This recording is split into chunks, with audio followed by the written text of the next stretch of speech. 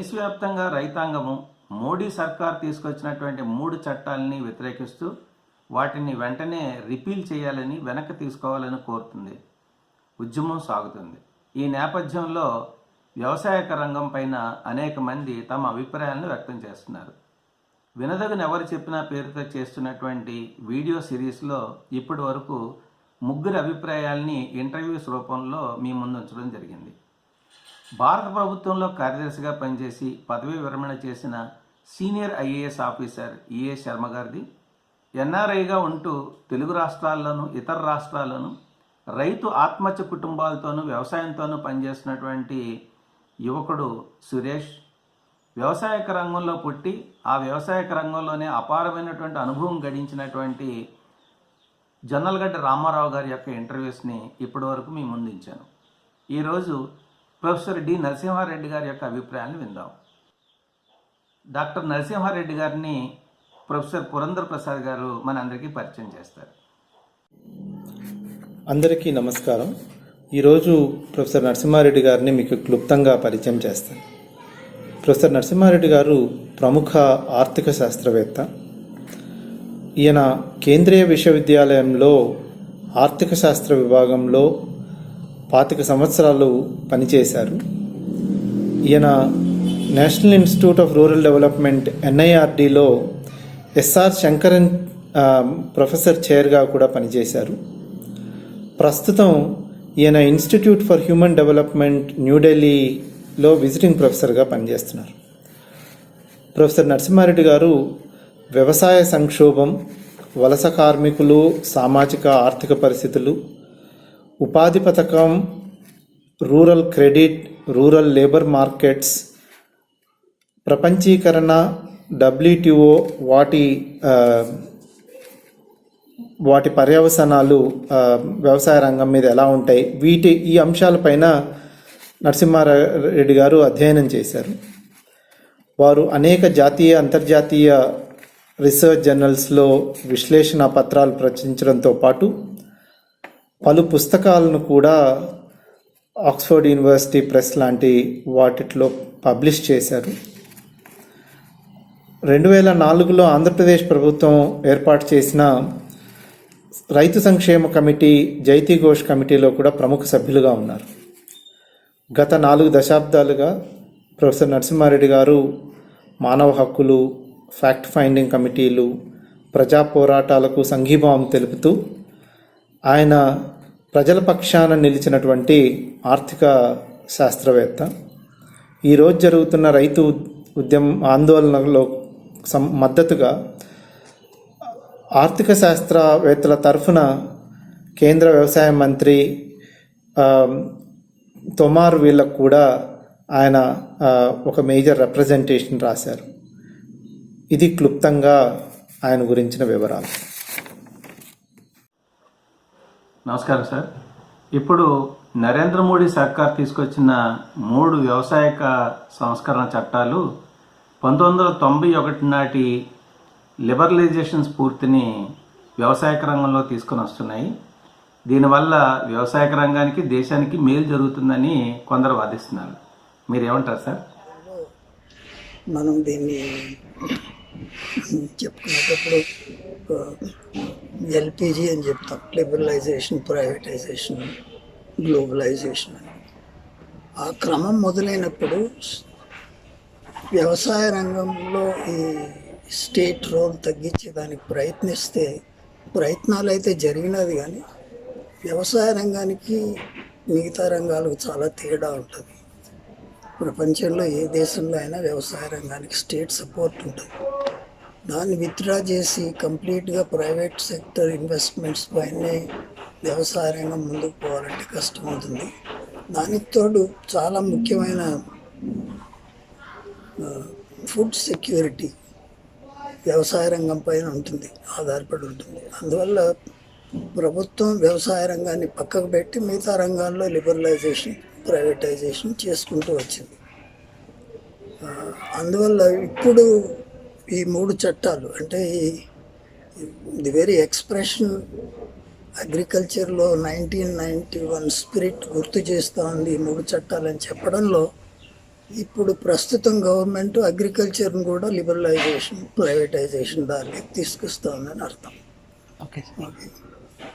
1991 తర్వాత వచ్చిన సరళీకరణ విధానాల ద్వారా సంపద సృష్టించడం అంటే దాన్ని 2 విధాలుగా చూడాల్సి వస్తుంది. నిజమే, ఇప్పుడు మన ప్రీ రిఫార్మ్స్ అంటే సరళీకరణకు ముందు 30 ఏళ్ళు చూస్తే 50 నుంచి 80 వరకు దేశంలో ఆర్థికంగా వృద్ధి రేటు 3 నుంచి 4 కన్నా ఎక్కువ లేదు సంవత్సరానికి. అయితే ఈ కొత్త సరళీకరణ విధానాలు వచ్చిన తర్వాత వృద్ధి రేటు పెరిగినది, అంటే గ్రోత్ రేట్ పెరిగినది. అంటే ఈ 30 సంవత్సరాల్లో 6 నుంచి 7% పెరిగినది. అంటే ఇప్పుడు మనం అభివృద్ధి అంటే గ్రోత్ రేటే అనుకుంటే బాగానే జరిగింది. ముందు అభివృద్ధి రేటు సరళీకరణ తర్వాత చాలా పెరిగినది, 2 ఇంతలైనది సంవత్సరానికి గ్రోత్ రేట్. అయితే ఈ గ్రోత్ రేట్ కాకుండా మనం అభివృద్ధి అనుకునేది ఏమంటే ఎంతమందికి సమాజంలో ఈ గ్రోత్ వల్ల వాళ్ళ జీవన విధానం పెరిగినది, అంటే స్టాండర్డ్ ఆఫ్ లివింగ్ ఎంతవరకు పెరిగిందని చూసినప్పుడు మనం మామూలుగా ఒక ఇండికేటర్ చూస్తాం. ఈ టోటల్గా జనరేట్ అయిన నేషనల్ ఇన్కంలో మనం అన్ని కుటుంబాలను 100% అనుకుంటే టాప్ 10% కుటుంబాలు, బాటమ్ 50% కుటుంబాలు వాళ్లకు ఎంతవరకు ఈ దేశం ఆదాయం నుంచి వాళ్ళ భాగం వచ్చినదని చూసుకున్నప్పుడు సరళీకరణకు ముందు అంటే 51 నుంచి 80 వరకు ఇప్పుడు చాలా చక్కగా రీసెర్చ్ బేస్డ్ స్టాటిస్టిక్స్ ఉన్నది. 1950 నుంచి 80 వరకు టాప్ 10% దేశంలో ఉండే కుటుంబాలకు దేశంలో జనరేట్ అయిన ఆదాయంలో 1/4 వచ్చేది, అంటే 24% ఉండేది. అదేవిధంగా బాటమ్ 50% కుటుంబాలకు అప్పుడు కూడా 50% కుటుంబాలకు 28% ఉండేది వాళ్ళ షేర్. అయితే ఈ సరళీకరణ తర్వాత 80 నుంచి మొదలైంది ఒక విధంగా. మనకున్న దశాంకాలను బట్టి 1980 నుంచి 2014 వరకు మనకి 34 సంవత్సరాలు స్టాటిస్టిక్స్ ఉన్నాయి. ఈ పీరియడ్లో పోస్ట్ లిబరలైజేషన్ పీరియడ్లో పెరిగిన దేశం ఆదాయంలో టాప్ 10%కు ముందు 24% షేర్ ఉంటే ఇప్పుడు 66% అయినది. బాటమ్ 50%కు ముందు 28% షేర్ ఉంటే అది 11% అయినది. అంటే ఈ గ్రోత్ వల్ల ఏం జరిగినది? ప్రజల జీవన ప్రమాణాలు పెరిగినది. ఎవరి జీవన ప్రమాణాలు పెరిగినది? ఎంత పెరిగినది? దేశంలో వెల్త్ పెరిగితే ఎవరికి పోయినది? ఈ ప్రశ్నలు అడుక్కుంటే ఈ 35 సంవత్సరాల్లో ప్రతి అడిషనల్ రూపాయి వాల్యూ జనరేషన్లో 65 పైసలు పైనుండే 10%కి వెళ్తే 11 పైసలు బాటమ్ ఉండే 50%కి వెళ్ళింది. ఇది మన లిబరలైజేషన్ వచ్చిన వెల్త్ క్రియేషన్ కాన్సిక్వెన్సెస్. అదే మంచిది అనుకుంటే ఇప్పుడు అగ్రికల్చర్ను కూడా ఈ సరళీకరణలోకి నెట్టడం మంచిదే అనుకునే వాళ్ళు చెప్తా ఉన్నారు. ఇప్పుడు ఎలాగూ రైతులకు వారు పండిస్తున్నటువంటి పంటలకు గిట్టుబాటు ధర లభించట్లేదు కదా. కార్పొరేట్ కంపెనీలని వ్యవసాయక రంగంలోకి రాణిస్తే అప్పుడైనా వాళ్ళకి కాస్త మేలైనటువంటి ధర దొరుకుతుందనే అభిప్రాయం ఒకటి బాగా ప్రచారంలో ఉంది సార్.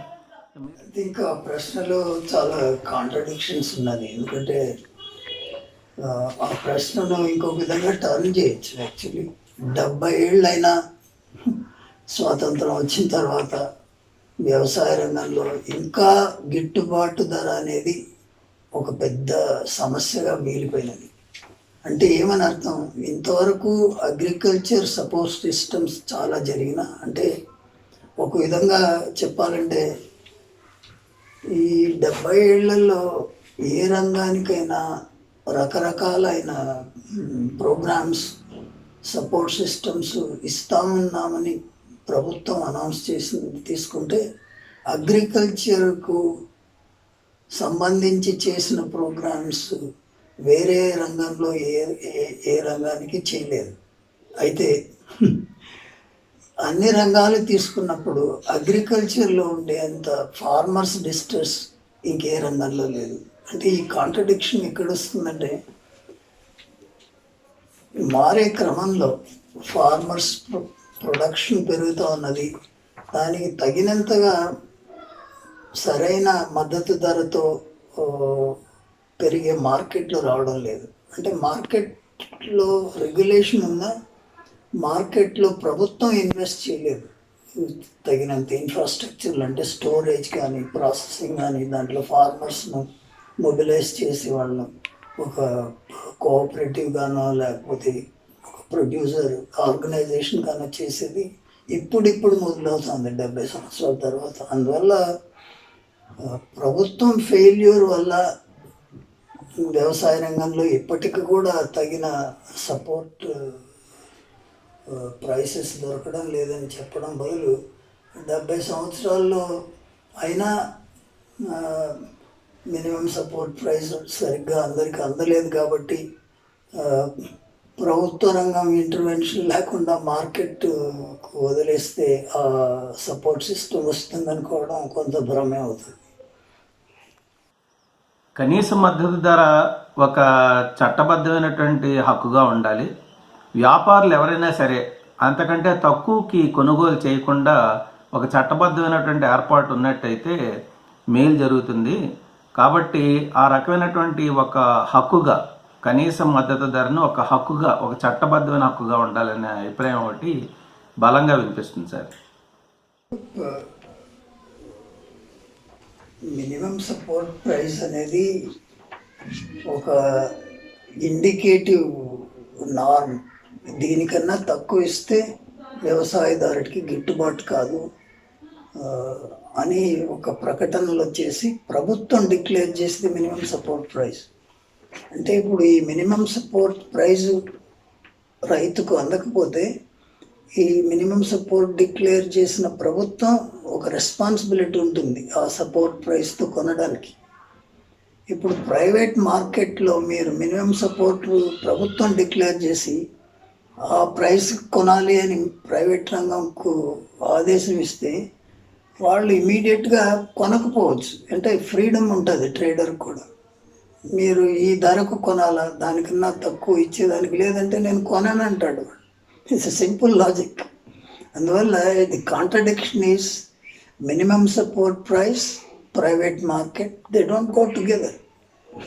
ఇది రెండు కాంట్రడిక్షన్స్. మినిమం సపోర్ట్ ప్రైస్ అనేది ప్రభుత్వం ఇచ్చిన హామీ. It's something like reserve bank మన కరెన్సీ నోట్స్ పైన I promise to pay you the bearer అని ఉంటుంది. అంటే ఏమి ఆ వాల్యూ నీకు రాకపోతే నేను అష్యూర్ చేస్తానని ట్రస్ట్. మీరు ప్రభుత్వం ఈ వాల్యూ మేము డిటర్మిన్ చేసినాము, మీరు ప్రైవేట్ సెక్టర్ దాన్ని పాటించాలంటే private sector will raise a question of freedom. నాకు ఇష్టం లేకపోతే కొనను. మీరేం చేస్తారు? ఆ ఫ్రీడమ్ కాన్స్టిట్యూషన్లో ప్రైవేట్ సెక్టర్ కూడా ఉన్నది. అందువల్ల కాంట్రడిక్షన్ ఎక్కడ వస్తుందంటే MSP and private sector don't go together.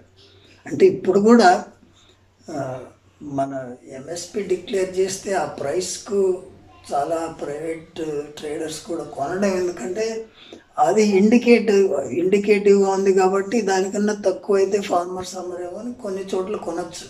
అయితే అఫ్కోర్స్ జనరల్గా ప్రైవేట్ ప్రొక్యూర్మెంట్ ఉన్న చోటంతా దానికన్నా తక్కువతోనే కొంటా ఉన్నారు. అది ఇట్స్ వెరీ కాంట్రడిక్టరీ స్టేట్మెంట్. అది ఇది చెప్పినట్టు బేసిక్గా ఇప్పుడు మన రైతు సంఘాలు డిమాండ్ చేయడం ఏమంటే, మీరు వాళ్ళు ఆ ఎక్స్ట్రీమ్కి వెళ్ళి ఇంకొక ప్రశ్న అడుగుతా ఉన్నారు. మీరు ప్రైవేట్ రంగం చేత ఎంఎస్పికి కొనిపిస్తామని లెజిస్లేషన్ తీసుకొస్తారా అని అడుగుతా ఉన్నారు ప్రశ్న. అంటే చట్ట ప్రకారం ప్రైవేట్ రంగం ఈ ఎంఎస్పికి కొనాలని చట్టాలు చేస్తారా అని అడుగుతా ఉన్నారు. ఈ చట్టాలు అది అన్కాన్స్టిట్యూషనల్ అవుతుంది. మీరు ఏ ట్రేడర్నైనా నేను ధర నిర్ణయించినాను, మీరు ఆ ధరకు కొనండి అనే దానికి లేదు. And trading also they have equal freedom. అందువల్ల మీరు ధర నిర్ణయించిన తర్వాత ట్రేడర్ కొంటారని నమ్మకం లేదు. ట్రేడర్ వాడికి లాభం ఉండే ధర కొంటాడు, అంతేగాని మీరు డిక్టేట్ చేసిన ధర కొనడు. ఎందుకంటే అఫ్కోర్స్ దాంట్లో లాజిక్ ఏమవుతుందంటే, నేను వ్యాపారం చేసేవాడు లాభం కోసం చేస్తాను, మీరు చెప్పిన ధర లాభం రాదు నాకు, అందువల్ల కొనని అంటాడు. అందువల్ల ఇవన్నీ ఎందుకే ఏమవుతుందంటే, ఇప్పుడు ఈ ఎంటైర్ డిబేట్లో మీరు 3 చట్టాలు తీసుకొచ్చినారు. దాంట్లో ఈ రకంగా మాట్లాడడం వల్ల మేము చెప్తాము ప్రైవేట్ సెక్టర్ కూడా మేము డిక్లేర్ చేసిన ధర కంటే అది నమ్మకం లేదు. అంటే ఇప్పుడు ప్రభుత్వం కూడా ఏమంటుంది, చట్టం చేస్తారా ఎంఎస్పి ప్రైవేట్ కంపెనీలు కొనేట్టుగా అంటే చట్టం చేయమంటున్నారు. చేయలేరు. మన కాన్స్టిట్యూషన్ ప్రొవిజన్లో ఫ్రీడమ్ ఉంది ప్రైవేట్ సెక్టర్ కూడా. సో మీరు ప్రైవేట్ సెక్టర్కు కంప్లీట్గా మార్కెట్లో రోలు ఇవ్వచ్చు, కానీ బట్ ప్రైవేట్ సెక్టర్ చేత మీరు చెప్పిన ధర కొనిచ్చలేరు. ఎందుకంటే అది you're bringing a regulation which is unconstitutional. అంటే ఇప్పుడు రెగ్యులేషన్ నుంచి బయటపడే క్రమంలో ఇంకొక రెగ్యులేషన్ చేయరు. అందుకే ప్రభుత్వం చెప్తుంది, మేము డిక్లేర్ చేస్తాం ఎంఎస్పి, అయితే మేము లెజిస్లేషన్ అయితే చేయమని. That's understandable. కార్పొరేట్ కంపెనీలు, రైతులు ఒక అగ్రిమెంట్లోకి వచ్చి వ్యవసాయం చేసినట్టయితే ఈ కార్పొరేట్ కంపెనీల నుంచి రైతులకి పెట్టుబడి లభిస్తుంది, ఇన్పుట్స్ లభిస్తాయి, ఒక ఎష్యూర్డ్ ప్రైస్ అగ్రిమెంట్లో ఉంటుంది కాబట్టి ఎష్యూర్డ్ ప్రైస్ లభిస్తుంది. తద్వారా రైతాంగానికి మేలు జరుగుతుందని పెప్సీ కార్పొరేట్ కంపెనీ ప్రాక్టీస్ని కొంతమంది ఉదాహరణగా చూపిస్తున్నారు సార్. ఈ ప్రశ్న కాంట్రాక్ట్ ఫార్మింగ్కి సంబంధించినది. మొదటిది పెప్సికో పంజాబ్లో పెట్టుబడి పెట్టి రైతులకు దగ్గర అక్కడ ఆలుగడ్డ ముఖ్యమైన పంట. ఇప్పుడు మనకు ఉండే ఎవిడెన్స్ ప్రకారం, డాటా ప్రకారం చాలా వరకు ఈ పెప్సికోతో కాంట్రాక్ట్ ఫార్మ్ లింక్ ఉండే వాళ్ళందరూ పెద్ద ఫార్మర్స్ వాళ్ళు. చిన్న సన్నకారు రైతులు ఎవరు పెప్సికోకు ఆలుగడ్డలు సప్లై చేసేవాళ్ళు లేరు. లీజుకి తీసుకొని ల్యాండ్స్ 500 ఎకరాలు 600 ఎకరాలు పొటాటో ఫార్మర్సే పెప్సికోకి సప్లై చేసేవాళ్ళు ఉన్నారు. 2, ఈ కాంట్రాక్ట్ ఫార్మింగ్లో రిస్క్ ఏమంటే అది కంపెనీకి ఫార్మర్స్కి సంబంధించింది. కొత్త చట్టం ప్రకారం కూడా అగ్రిగేటర్స్ అని మధ్యలో ఉంటారు. వాళ్ళ ద్వారా కంపెనీ ప్రొక్యూర్ చేస్తుంది. ఇప్పుడు ఫార్మర్కు డైరెక్ట్గా పెప్సికో కంపెనీకి డీలింగ్ ఉండదు. ఇప్పుడు డిస్ప్యూట్ వచ్చినప్పుడు ఫార్మర్స్ దగ్గర కొన్ని పంట ఇప్పుడు కంపెనీకి బాధ్యత లేకుండా they may not accept it. రీసెంట్గా మనకు నోటీస్కి వచ్చిందంటే పెద్దగా దేశం అంతా దీని గురించి చర్చకు వచ్చింది. గుజరాత్లో పెప్సికో పొటాటో పంటలో వాడికి క్వాలిటీ కావాల్సినంత కొనే శక్తి లేనప్పుడు, అవసరం లేనప్పుడు అది ఫార్మర్ పంట క్వాలిటీ సరిగ్గా లేదు, స్టాండర్డ్ లేదని రిజెక్ట్ చేయొచ్చు. విపరీతంగా నష్టం వచ్చినది గుజరాత్ ఫార్మర్స్కు. చాలా వరకు ప్రభుత్వం కూడా ఇంటర్వ్యూన్ కావాల్సి వచ్చింది. అటువంటి సందర్భాలు ఉంది. కానీ ఫార్మర్ కాంట్రాక్ట్ ఫార్మింగ్ వల్ల చిన్న సన్నకారులు ముఖ్యంగా బెనిఫిట్ పొందుతారనే దానికి మనకి ఎవిడెన్స్ లేదు. దేశంలో ఆహార ఉత్పత్తుల కొరత ఉన్న రోజుల్లో ఒక 40-50 ఏళ్ల కిందట తీసుకొచ్చినటువంటి నిత్యావసర వస్తువుల చట్టం యొక్క అవసరం ఈరోజు తీరిపోయింది. ఈరోజు వ్యవసాయ ఉత్పత్తులు సర్ప్లస్లో ఉన్నాయి కాబట్టి ఆ చట్టాన్ని ఇప్పుడు మార్చినా దానివల్ల నష్టం ఏమీ లేదనే అభిప్రాయం ఒకటి ప్రచారంలో ఉంది సార్.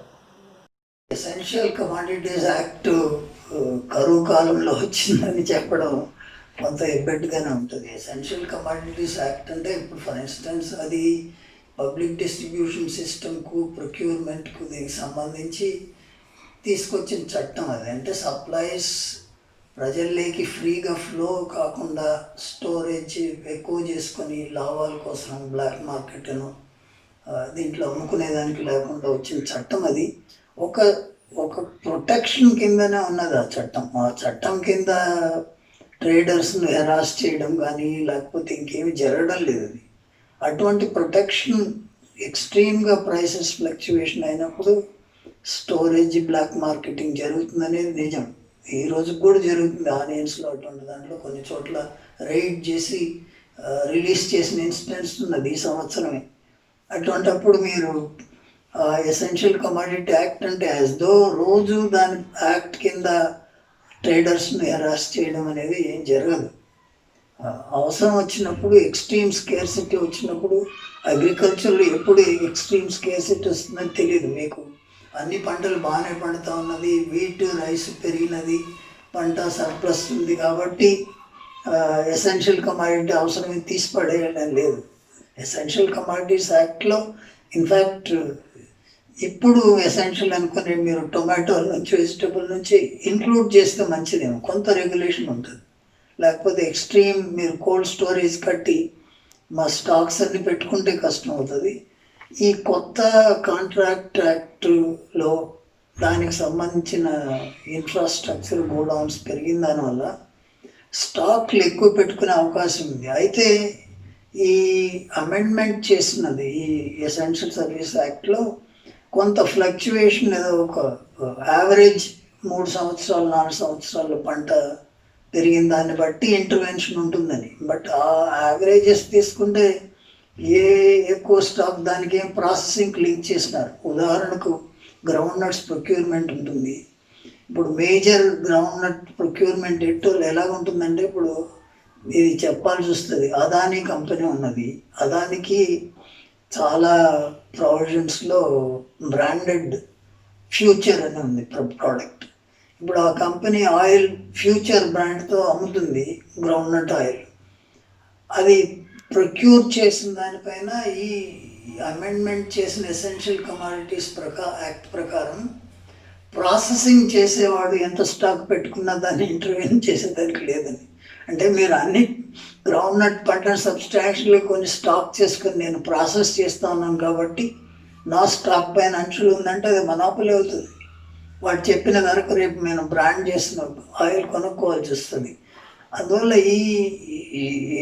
ఈ విధమైన లూప్ హోల్స్ వస్తుంది. కాబట్టి ఈ చట్టంలో ఎసెన్షియల్ కమోడిటీస్ చట్టం అవసరమే లేదని చెప్పడం చాలా ఎబ్బెట్టుగా ఉంది. రైతుల ఆందోళన ప్రారంభమై అది ఉధృత రూపం తీసుకున్న తర్వాత ఇవాళ కేంద్ర ప్రభుత్వం కొన్ని సూచనలతో ముందుకు వస్తుంది. కొన్ని సవరణలు చేయడానికి మేము సిద్ధంగా ఉన్నామని చెప్పి సంకేతాలను ఇస్తుంది. రైతులు, రైతు సంఘాల ప్రతినిధులేమో చట్టాలను పూర్తిగా రిపీల్ చేయాలని వారు డిమాండ్ చేస్తున్నారు. మీరేమనుకుంటున్నారు సార్?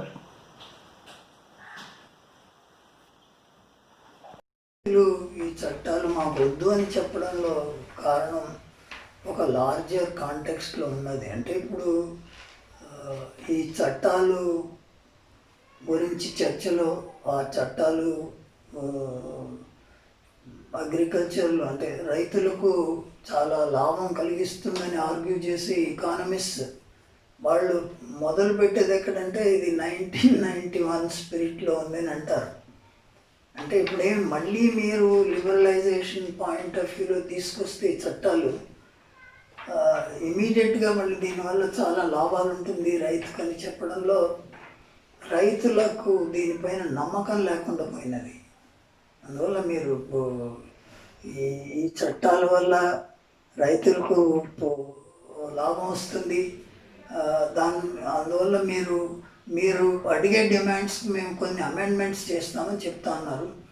అమెండ్మెంట్స్తో ఈ చట్టాల్లో ఉండే లొసుగులు లోటుపాట్లు సర్దుకో. ఎందుకంటే దిస్ ఈజ్ సింపుల్ ఆర్గ్యుమెంట్ వాడు చేయడం. అంటే ఒక బ్యాడ్ లా ఇంట్రడ్యూస్ చేసి దాంట్లో కొన్ని మార్పులు చేసిన దానివల్ల ఆ బ్యాడ్ క్యారెక్టర్ ఆఫ్ లా పోదు. అందువల్ల you can't have a bad law and good amendments, and it's a bad law and then from the point of view of farmers. అందువల్ల they demand that these laws must be repealed.